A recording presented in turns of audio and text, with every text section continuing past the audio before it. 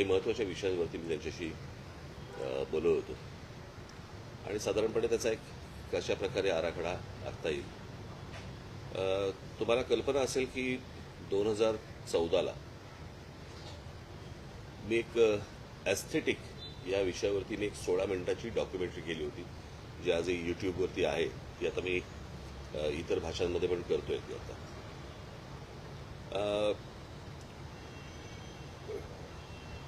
Town planning आणि या सगळ्या गोष्टी ह्या माझ्या तशा आवडीचे विषय.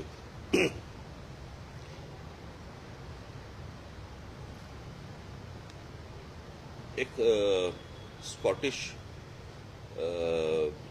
मला माहिती आहे की आता मी जे काय बोलणार आहे त्याच्यामध्ये फारसा तुम्हाला इंटरेस्ट नाही आहे, पण तरी पण आता मी कशासाठी गेलो होतो हे तुम्हाला सांगणं गरजेचं आहे. आणि याच्यामध्ये तुम्हाला दुसरीकडे कोणाकडे तरी जाऊन तुम्हाला काय वाटतं असं होणार नाही तुमचं. त्याच्यामुळे तुम्हाला आता या विषयामध्ये किती इंटरेस्ट असेल मला माहिती नाही. एक फार चांगलं वाक्य आहे त्या एका स्कॉटिश साहित्यिकाचं,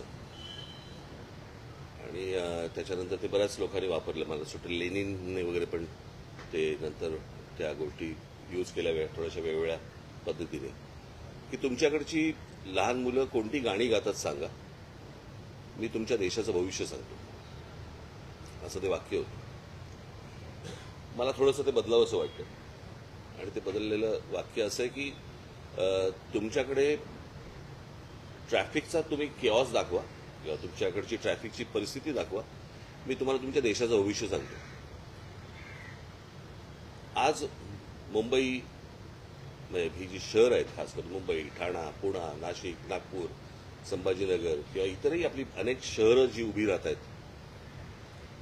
यातल्या बऱ्याचशा सगळ्या शहरांमध्ये आज खूप मोठ्या प्रमाणावरती रिडेव्हलपमेंटची कामं मोठ्या प्रमाणावरती उभी राहत आहेत आणि सरसकट सर्रास सगळ्या ठिकाणी ह्या गोष्टी होत आहेत. त्याच्यामध्ये प्रचंड मोठ्या प्रमाणावरती अनधिकृत गोष्टी पण होत आहेत. आज जिकडे 50 माणसं राहत होती त्या ठिकाणी 500 माणसं राहायला आली आहेत एका जागेत. माणसं वाढली आहेत, त्यांच्या गाड्या वाढल्या आहेत, ट्रॅफिक वाढलाय आणि ते सगळ्या गोष्टी रस्त्यावरती आल्यात. म्हणजे साधारणपणे 26 जुलैला जो पाऊस पडला होता तो साधारणपणे काहीतरी, मी चुकत नसेल तर काहीतरी 900 इंच वगैरे काहीतरी पाऊस एका दिवसात पडला होता. परवाचा पाऊस साधारणपणे 400 इंच वगैरे पडला, बरोबर ना.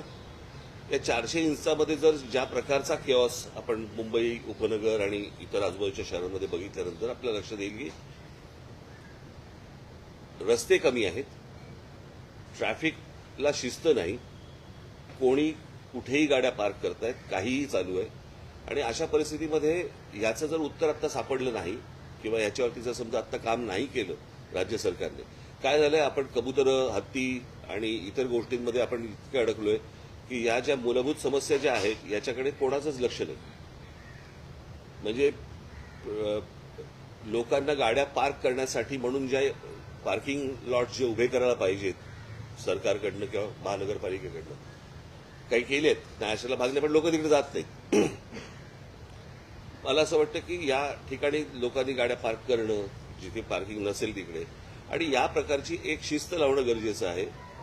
अनेक ठिकाणी जे आज बाहेरच्या राज्यांमधनं लोक आलेत, बाहेरच्या प्रदेशामधनं लोक आलेत, जे आज ओला आणि इतर टॅक्स्या आणि रिक्षा आणि सगळ्या गाड्या चालवत आहेत, त्यांना माहितीच नाहीये या शहरांमध्ये काय प्रकारची सिस्टीम असली पाहिजे, कुठे गाड्या पार्क केल्या पाहिजेत, कुठे लावल्या पाहिजेत. डबल पार्किंग करत असतात, नो पार्किंगमध्ये लावत असतात, कुठेही लावत असतात. आणि त्या दृष्टिकोनातनं मी एक छोटासा आराखडा आज मी मुख्यमंत्र्यांना दिला. त्या प्रकारे आता तिथे मुंबई पोलीस कमिशनर, त्याच्यानंतर मला असं वाटतं ट्रॅफिकचे जॉईंट सीपी कुंभारे साहेब, अशा सगळ्या लोकांना तिकडे बोलवलं होतं आणि तिथे ती बैठक झाली. आणि मी काही नमुने त्यांना, हा पण आवाज येणार,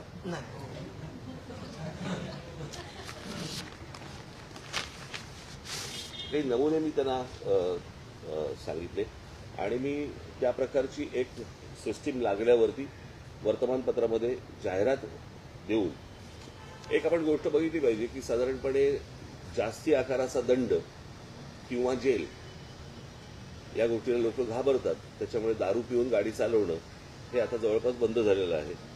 बरोबर.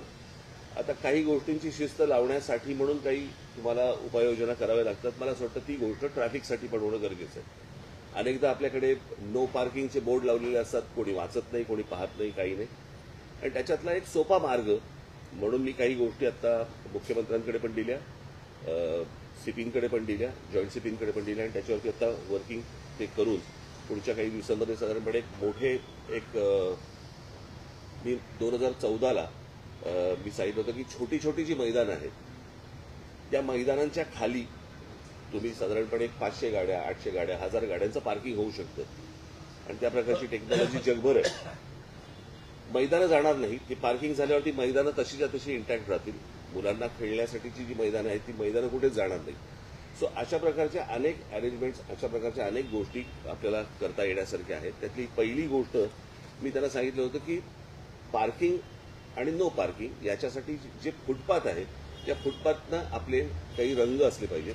याच्यावरती म्हणून मी तुम्हाला एक जस्ट अशा प्रकारचा हा नो पार्किंग रेड आणि ब्लॅक, म्हणजे तुम्हाला साधारणपणे अंदाज येईल. हा साधारणपणे मी आता इथलेच फक्त फोटो काढून मी जस्ट मला दाखवले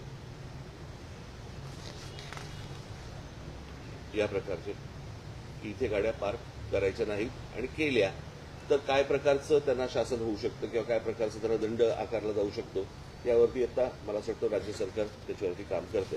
ह्याचे एक जनरल त्यांना आखण्यासाठी म्हणून कुठे कुठे पार्किंग असू नये, मुंबईचा मॅप घेता किंवा ठाण्याचा मॅप घेता, पुण्याचा घेता, हे त्यांना सोपं करावं म्हणून. आणि कशा प्रकारची जाहिरात वर्तमानपत्रामध्ये केली पाहिजे आणि मग त्याच्या खाली साधारणपणे काय आकारातला दंड आकारले जातील आणि काय वगैरे, तर ह्या प्रकारचं साधारणपणे मी त्यांना एक आत्ता प्रेझेंटेशन हे दिलं. आणि मला असं वाटतं की ह्याच्यातनं किमान आत्ता थोडी बहुत शिस्त लागायला तरी सुरुवात होईल आणि अनेकांना कळेल की कुठे गाड्या पार्क. आज 2 चाकी वाहनं जी आहेत त्या 2 चाकी वाहनं आज ट्रॅफिक सिग्नल पाळत नाहीत. मला अनेक मुंबईकर असे असतील की ज्यांना 100% माहिती आहे की ही गोष्ट की रात्री साधारणपणे 12 वाजता जरी सिग्नल चालू असेल तरी गाड्या थांबायच्या. आता दुपारी 12 वाजता पण थांबत नाही. आणि ही या प्रकारची बेशिस्ती की कायद्याला न जुमानणं, आणि कायदा जरी तुम्ही केलात तरी आम्ही आमच्या पद्धतीने वागणार, मला असं वाटतं याच्यातनं शहरं उभी नाही राहणार.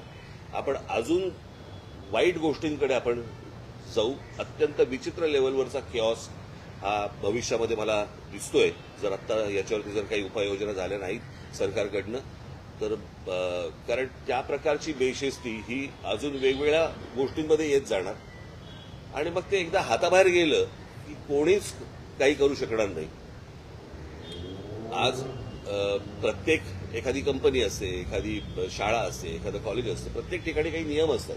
मला असं वाटतं शहरांचे पण नियम असतात आणि कशा प्रकारे तुम्ही गाड्या चालवल्या पाहिजेत, कुठे गाड्या पार्क केल्या पाहिजेत, कुठे लोकांना चालायला फुटपाथ नाही आहेत, फुटपाथवरती फेरीवाले बसलेले असतात, काही लिगल असतात, अनेक इलिगल असतात, त्यांचं काय करायचं. मला असं वाटतं की याचा एक आराखडा या शहरांचा आखणं खूप आवश्यक आणि गरजेचं आहे आणि आत्ता त्याची अत्यंत नितांत गरज आहे. कारण ते जर समजा आता मी मगाशी सांगितल्याप्रमाणे जर हाताबाहेर आत्ता गेलेलंच आहे, परंतु आत्ता तरी आटोक्यात आणता येईल, पण याच्या पुढे अजून काही वर्षानंतर ते हाताबाहेर जाणार आणि ते तुम्हाला कोणालाही आवरता येणार नाही. आणि या गोष्टींसाठी म्हणून अत्यंत गंभीर अशी ही बैठक आत्ता मी मुख्यमंत्र्यांबरोबर मी करून आलो आणि पुढच्या काही दिवसांमध्ये त्यांच्याकडनं काही रिझल्ट्स यायला सुरुवात होतील. अशी पार्किंग लॉटचं सांगितलं ना मी आता, ते 3 पार्किंग लॉट्स आत्ता एक मुंबई शहर, मुंबई उपनगरामध्ये 2 अशाने सुरुवात करणार आहेत आणि मग त्याच्यानंतर त्याचं त्या गोष्टी वाढत जाणार आहेत आणि वाढवल्या जातील आणि कंपल्सरी तिकडे पार्किंग केलं जाईल.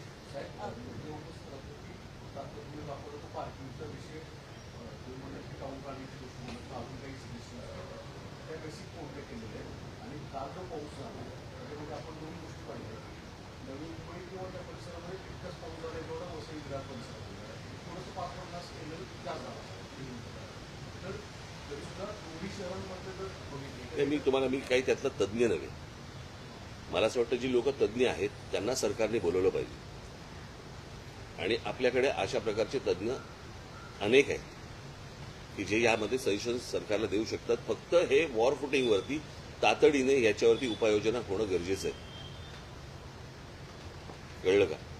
आणि मला असं वाटतं की याच्यावरती मी काही नावं सजेस्ट करीन, आपणही काही नावं सजेस्ट करा की आपण सरकारला सांगून आपण ही गोष्ट करून घेऊ शकतो.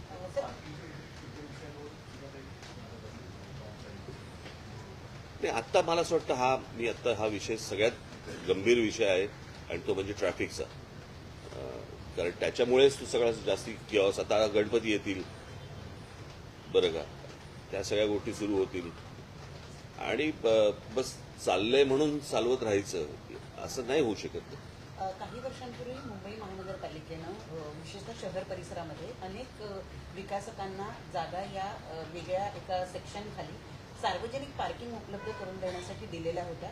त्या पार्किंग तयार आहेत, परंतु तिथले दर जे आहेत ते सर्वसामान्य. बघा, मी तुम्हाला एक सिंपल आता मी तुम्हाला सिंपल लॉजिक सांगतो की साधारणपणे आता जर समजा गाड्यांचे दर पाहिलेत तर पार्किंगचा दर परवडायला काही हरकत नसेल.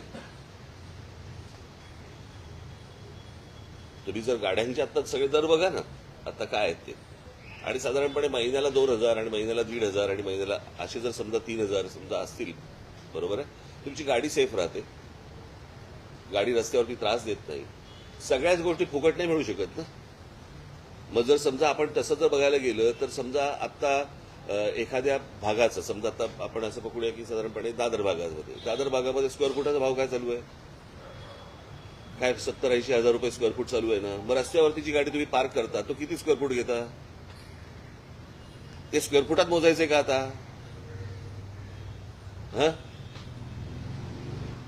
असं करून नाही चालणार ना. मला असं वाटतं प्रत्येकाने या गोष्टींचा विचार केला पाहिजे. म्हणजे प्रत्येकाने याचा अर्थ माझ्या सकट सगळ्यांनी, मे बी काय दुसऱ्यांना फक्त बोटं दाखवतो अशाचा भाग नाहीये. प्रत्येकाने या गोष्टींचा विचार केला पाहिजे. ही बर्बाद होतील शहरं आणि आता आपण बर्बादीकडे चाललेलो आहोत. कशाचा पायपोस कोणात नाही. आज मुंबईमध्ये एवढ्या एजन्सीज काम करत असतात. म्हाडा आहे, मुंबई महानगरपालिका, इतर सगळ्या कोणाच्या एकत्र बैठका होत नाहीत. आपण दरवेळेला सगळ्या गोष्टी विनोदाने म्हणत असतो की हे खणून गेले की हे येतात, मग हे खणून जातात, मग हे आपण विनोदाने बोलतो. पण मला असं वाटतं की ह्याचा एकदा काहीतरी सोक्षमोक्ष लागला पाहिजे ना. उत्तम उदाहरण म्हणजे परवा तो मोनोचा जो प्रकार, तो काय झाला, ती तिरकी झाली. बरं, मी आता हे गेले अनेक वर्ष सांगतोय, रोज या शहरांवरती माणसं आदळत आहेत, रस्ते मोठे होत नाहीयेत, इमारती वरती चाललेली आहेत. नाही, मी आता त्या सीपींशी पण मी तेच बोलत होतो की आता हे तुमचा काय तो सी लिंकला तिथे त्या ब्रिजकांडीच्या इकडे एक पार्किंगचा लॉट केला होता, तो काही प्रेशरने काढायला लावला.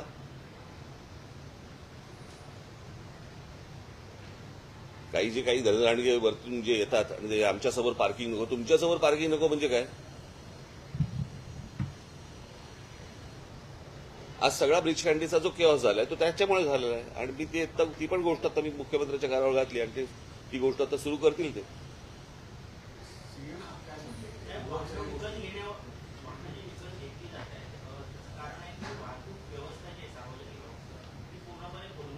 नाही, मी परत तुम्हाला तेच सांगतो ना, म्हणजे ह्याचं कारण येणारी माणसं जी आदळतात त्याच्यामुळे ना. आता बीईएसटी किंवा मुंबईची रेल्वे ही लोकल जी आहे ही मला असं वाटतं जगामध्ये अशा प्रकारे लोक घेऊन जाणारी पहिली असेल ही.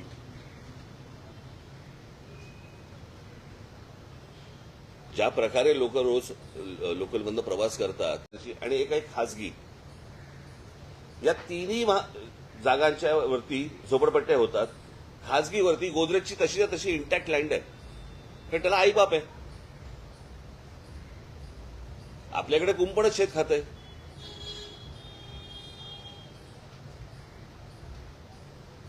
आणि त्याच्यामुळे आज ज्यांना तुम्ही गाड्यांची लायसन्सेस देताय त्यांना हे शिकवलंही जात नाही कुठे गाडी पार्क करायची आणि कुठे कसं वागायचं.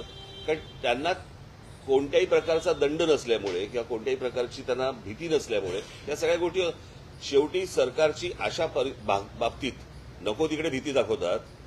कळलं का? की तुम्हाला काय ते नवीन काय फ्रेज आणली, नक्षल काय, शहरी नक्षल, अर्बन नक्षल. ते अर्बन नक्षलपेक्षा इथे शिस्त लावा ना.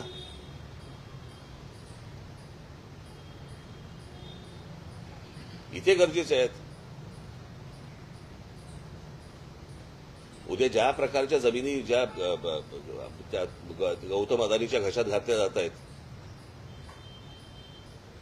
काय होणार मला जर सांगा. तिकडे त्या धारावीमध्ये कुठचे रस्ते आणि कुठचं काय करणार आहेत. आपल्याकडे नुसत्या स्कायस्क्रॅपर्स होत आहेत, उंच इमारती होत आहेत, परंतु खाली काय आहे. आज पुण्यासारखी परिस्थिती. पुण्यात तुम्ही जाऊन बघा, म्हणजे तुम्ही थायलंडला जाऊन बघा. नुसते मोनोरेल्स आणि ह्यांच्या तुमच्या फ्लायओव्हर्स आणि ब्रिजेसने ह्यांनी नाही प्रश्न सुटणार. तुम्हाला व्हेकल कंट्रोल करायला लागतील. आज अनेक ठिकाणी तुम्हाला आठवत असेल, मागे एक आंदोलन झालं होतं, तुम्हाला आठवत आहे, आम्ही पक्षातर्फे घेतलं होतं खोट्या टॅक्सी आणि खोट्या रिक्षांचं. आज असंख्य प्रमाणामध्ये, हजारोच्या प्रमाणामध्ये आज तुम्हाला खोट्या टॅक्सी आहेत, खोट्या रिक्षा आहेत, ज्यांना लायसन्सेस नाही आहेत. कोण चालवतंय, कोणाच्या नावावरती परमिट आहे, कोण चालवतंय, काही नाहीच आहे. त्याला धरबंदच नाही. त्याला याचं कारण कोणी तपासणार नाही, कोणी त्याच्यावरती विचार करणार नाही. चिरबिरी घेऊन सगळे सुटणारे आहेत. असं शहर नाही उभं राहू शकत. त्याच्यामुळे आजचा माझा जो विषय होता तो हा होता. आणि माझी तुम्हाला सगळ्यांना विनंती आहे की विनाकारण आत्ता मला इतर कुठचेही पॉलिटिकल प्रश्न न विचारता कृपा करून जर समजा या विषयाचं गांभीर्य राखून जर समजा तुम्ही हा विषय लावलात तर मला आनंद होईल त्या गोष्टींचा. एवढीच फक्त माझी तुम्हाला विनंती आहे.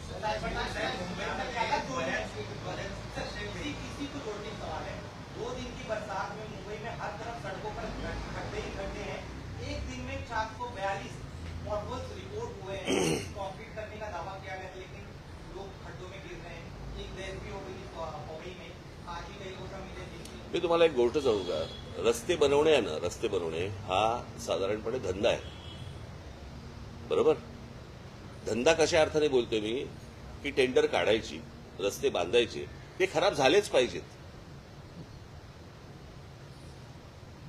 याच्यामध्ये सगळा जो नेक्सस आहे ना, तो सगळा तसाच आहे. तो की याच्यामध्ये ते खराब झाले पाहिजेत. खराब झाले की लगेच ते खड्डे बुजवायचं टेंडर निघतं आपल्याकडे.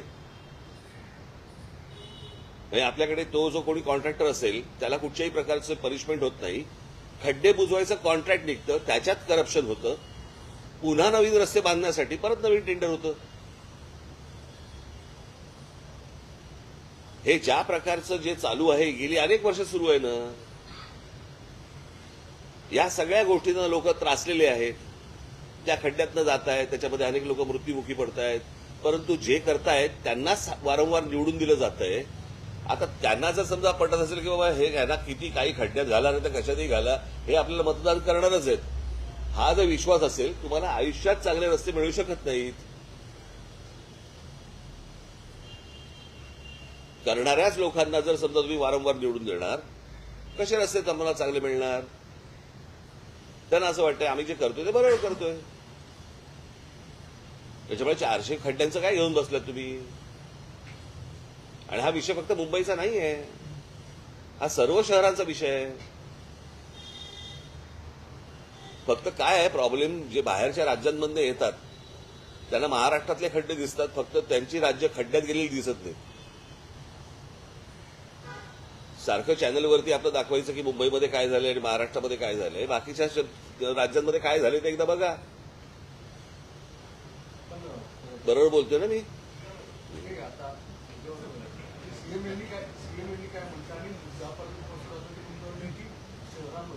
सॉरी ऐकलं नाही मी.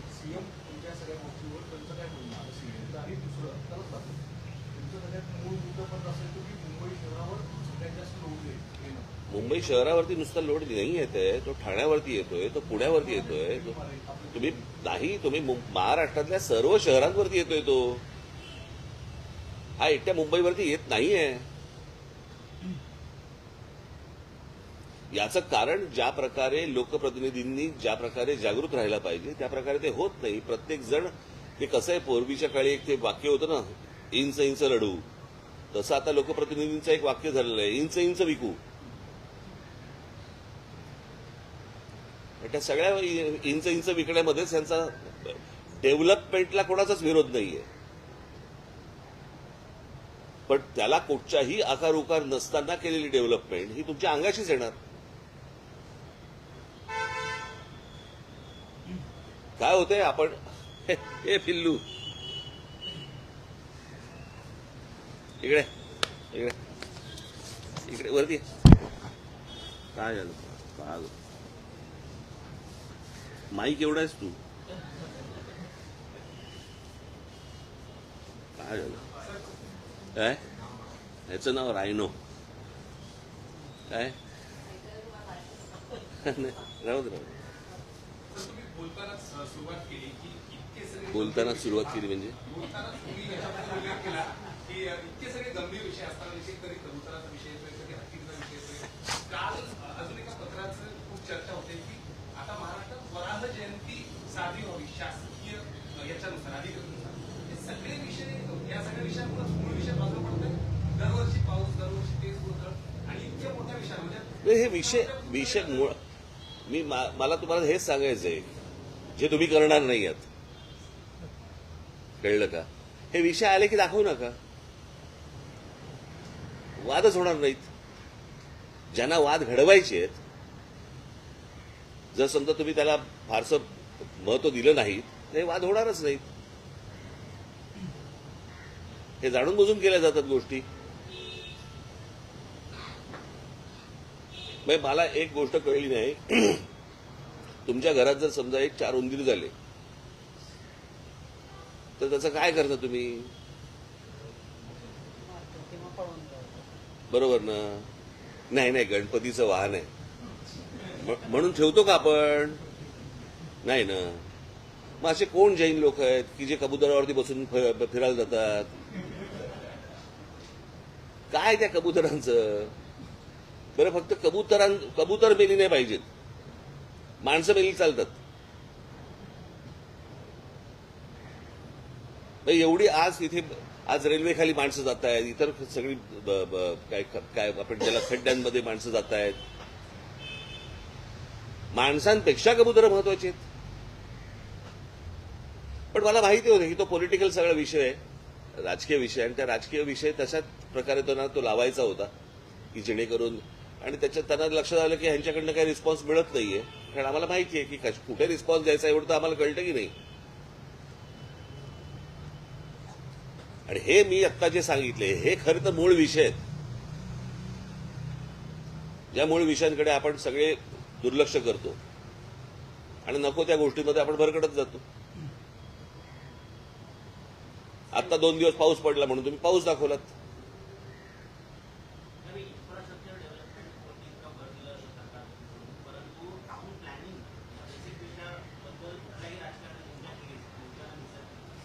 या सगळ्या सरकारने ना इथे हा बंगला आहे माहिती आहे, इथे पांढरा बंगला आहे माहिती आहे, सेनापती बापटाच्या पुतळ्याच्या मागे.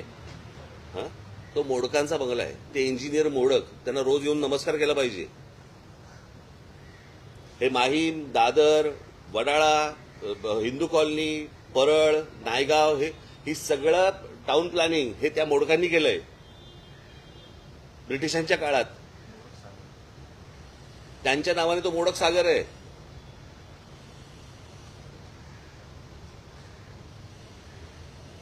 ह्या गोष्टी आपल्या समोर आहेत ना.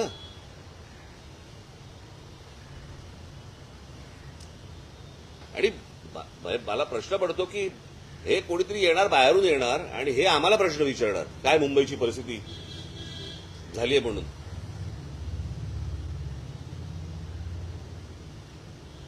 तो जो बाहेरून जो लोंढे येतात त्याच्यामुळे अनेक गोष्टी इथे उभ्या राहिल्या, अनेक प्रॉब्लेम्स इथे उभे राहिले. बरं हे काय मुंबईचं नाही, हे कुठच्याही शहराचं होऊ शकतं. उद्या जर समजा तुम्ही कुठच्या दुसऱ्या राज्यांमध्ये गेलात आणि इतकी माणसं जर त्या राज्यामध्ये लखनौमध्ये गेली, आता मला तुम्ही सांगा त्या कुंभच्या वेळेला त्या काय ते प्रयागराज, त्याची लोकसंख्या किती आहे प्रयागराजची? काय किती असेल? 40 लाख. आता 40 लाख लोक राहतात तिकडे. कुंभसाठी जर समजा काही कोटी माणसं गेली तर त्याचं काय होईल?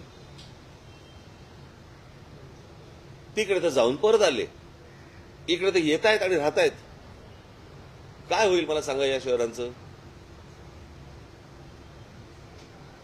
आज तुम्ही नुसतं पत्रकार म्हणून विचार करू नका. उद्या तुमची मुलं आहेत, त्या मुलांची मुलं आहेत, ती इथे राहणार आहेत. कशी राहणार आहेत?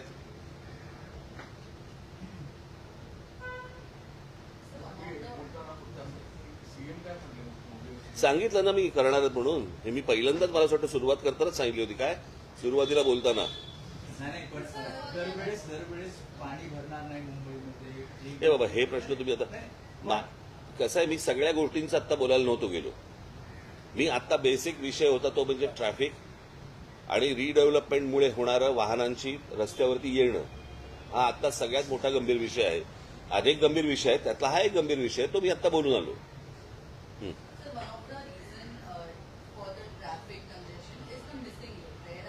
Missing According to the development plan of 1991 and 2034 of the BMC, there are 22 planned roads.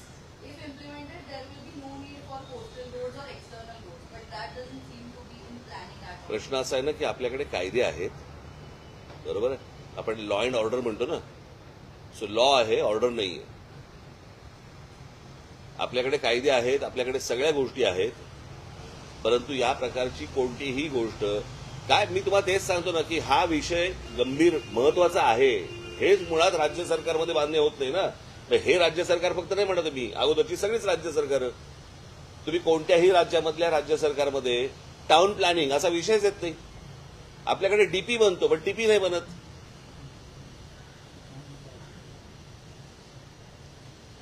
सरकार बसणार त्याच्यावरती डेव्हलपमेंट प्लॅनवरती. कशासाठी? कारण जमिनी विकता येतील, इथे हॉस्पिटल टाका, कोणाशी बोलून घ्या, इकडे अजून हे करा. पण टाउन प्लॅनिंग म्हणून जी गोष्ट असते, आता मी मगाशी माझा विषय अर्धवट राहिला पुण्याचा. पुण्याची परिस्थिती तर आता अशी आहे की पुणे साधारणपणे एखाद्या शहराची लोकसंख्या किती असते ना त्याच्याप्रमाणे साधारणपणे तिथे 15% रस्ते लागतात. आता पुणे शहराची परिस्थिती अशी आहे की तिकडे साधारणपणे 7 का 8% फक्त रस्ते आहेत. कारण रस्ते जुनेच आहेत. ह्या बाजूनी पुणे वाढतंय, पण पुण्यात जर समजा बघितलं तर रस्ते तेवढेच आहेत. त्या ठिकाणी आज मुंबईमध्ये रस्ते तेवढेच आहेत. त्या ठिकाणी जर समजा तुम्हाला इमारती येत गेल्या आणि 50च्या ठिकाणी 500 माणसं आली, कसं होणार मला जरा सांगा. आता माझी सीपी पण तेच बोलत होते. तुम्ही, मला असं वाटतं की मला तुम्ही सीपीना भेटा एकदा या विषयामध्ये. ते म्हणाले की तिकडे आता जे हे काय तुमचं झालं ना फिनिक्स आणि ते सगळं काय, कोण तो अजून कोण, इंडिया बुल्स वगैरे, त्या लोकांना सांगितलं होतं की तुम्ही इमारती आतमध्ये घ्या, रस्ता वाढवता येईल वगैरे. काही नाही, लक्षच नाही. आणि संध्याकाळी म्हणे तिथे त्या रस्त्यावरती अचानक 6,000-8,000 हजार गाड्या बाहेर पडतात.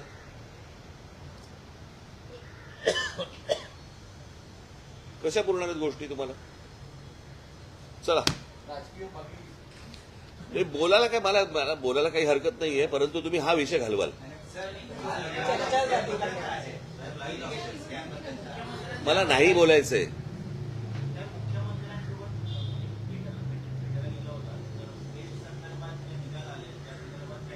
तो मी वाचलं काय आहे ते,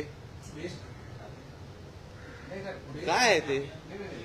आपल्या सगळ्यांच्या जो मराठी मतदार आहे जवळपास 14,000 त्या मतदारसंघाचा मतदार. बरं, तर सुद्धा मराठी माणूस म्हणून जर चर्चा सुरू होती की मनसे आणि उपाध्यायकीमध्ये तरी सुद्धा का नाकारलं, याचं काही ऍनालिसिस झालं. मला माहितीच नाही. मला हे हा विषयच मला काय, मला मी काय बाळांगणकडनं. त्यांना माहिती आहे. अहो प्रश्न असा आहे, त्या निवडणूक आहेत ना, त्या स्थानिक निवडणूक आहेत, काय ते पतपेढी वगैरे काहीतरी असंच काहीतरी ना. 3 पॅनल होते. ठीक आहे ना, छोट्या गोष्टी आहेत रे, काहीतरी काय कुठे काय तुम्हाला काहीतरी पाहिजे ना, चहा घालावा, चहा घालावा.